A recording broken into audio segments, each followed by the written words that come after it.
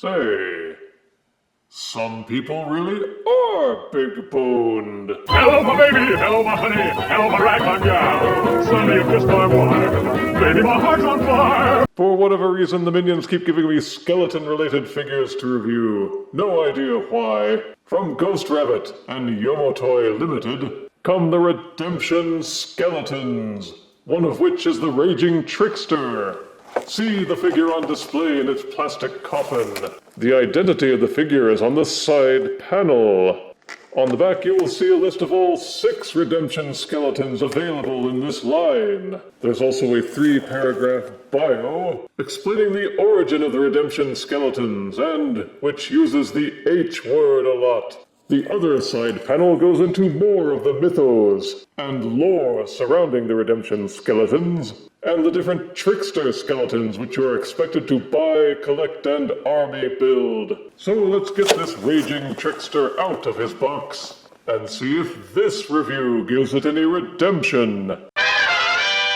Out of box, the Redemption Skeleton Raging Trickster comes with 2 kukri-style swords, if I'm pronouncing that correctly, a curved dagger, a gold-hilted straight-bladed dagger, 2 spiked shoulder armor pieces, 2 smaller armor pieces, and thankfully an alternative skull head. And this is the Raging Trickster, standing about 6.5 inches while wearing his pumpkin head and weighing 2.1 ounces. The Raging Trickster has bones that are thicker around than you would ever see in reality. There are fewer ribs.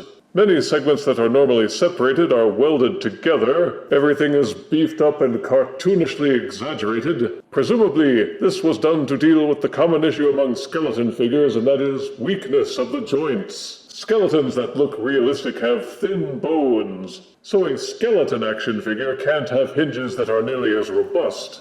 Even figures like the Fatale skeletons, the Nightmare Reaper, and the Skeleton Warrior are often unable to hold a decent pose because the small joints are incapable of supporting the weight of the figure. If they remain standing at all, their posture will be precarious, and you will find the figure sliding out of joint, slumping, or toppling as a result. The thicker limbs on the Redemption Skeletons seem to have been engineered to address that weakness. This figure doesn't feel floppy at all, though it does mean you have to accept the distorted anatomy as a compromise between stability and realism. The bones are an off-tan color with darker paint applied in sections for a dirtier, weathered look. Sadly, the pumpkin head has a little too much dark paint slathered onto it, so it's hard to distinguish the eyes and the mouth. Then there are these sockets which they had to embed deep into the hip bone, so the thighs would be nice and stable, but it puts 2 unfortunately placed bulges inside the pelvis that are hard to unsee once you've noticed them. Don't snicker, Crow. The figure did not come with any extra hands, only the 2 grippy fists that have slots in them for holding the daggers and swords, and it's a really tight fit, especially for the kukri blades. The fingers just don't want to budge wide enough to slide them in. The dagger handles are smaller and easier to fit in. If you can get one of the swords into a hand, you may want to leave it there so you don't have to struggle with it anymore. The pumpkin head doesn't look cool enough for me, but you can pop it off from the neck ball socket and replace it with the much better looking skull. Hey there, good looking. The small armor pieces plug into the spiked shoulder pads to beef them up. I'm not sure why they didn't just mold them together in the first place, but if you don't want them installed, at least you have the option. The large shoulder armor plugs into these ports on the shoulder blades. Be advised that as with most of these separate pieces, the large and small shoulder armor takes a lot of work to muscle them into place. The ports don't seem to have been made quite large enough, and you'll have to apply a deal of force, which can be vexing because you often stab yourself with the spikes on the armor, which are annoyingly sharp. And since it's not the best fit, they will also fall out a lot when posing, so be careful. But if you can get around all that, the fully decked out Raging Trickster looks pretty good. But where the Raging Trickster shines even brighter is in the articulation. The head is tightly ball-socketed. It will do a full rotation. It will also lean to the left and to the right, and nod forwards and backwards. There are joints at the shoulders, elbows, and wrists, in the spine just below the rib cage, and at the hips, knees, and ankles. Each one of the joints is similar to Revoltech, ball joints which are split in half, so that each one will hinge and rotate. There's also a swivel joint at the very base of the spine. For the rib cage joint, it's particularly effective, since you can rotate the ball and set him up for either a boss ab crunch or a side-to-side lean. The jaw will open and close. There's also 3mm ports at the base of each foot for use with figure stands. So as long as you're not rough with the joints and don't try to force anything too much, you can pose the Raging Trickster up the wazoo. Here is the Ghost Rabbit Redemption Skeleton Raging Trickster next to the Skeleton Warrior.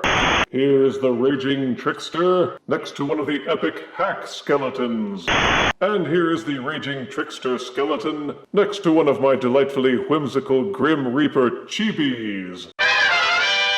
My expectations weren't too high with this line, given the subjectively goofy cartoon styling of the figures, but I am pleased to say that my expectations were soundly defied. The Redemption Skeleton / Raging Trickster turned out much better than I thought. Positives are a unique aesthetic, several options for customization. The plastic seems to be a good compromise between rigid and flexible. There's strong articulation, and it's a skeleton. Negatives are that it's a cartoony skeleton. The hands are hard to manage with the accessories, with some of them being really hard to plug in. The pumpkin head isn't nearly as cool as the skull, and I wish they could have figured out something better to do with those bulges in the pelvis. The shoulder armor doesn't hold together as well as I would like, but it's still an excellent figure. Does this mean I'll be collecting the rest of the Redemption skeletons? Probably not, but it's nice to know that collectors have a variety of choice, and I'll be glad to add this figure to my skeleton crew. I give the Redemption Skeleton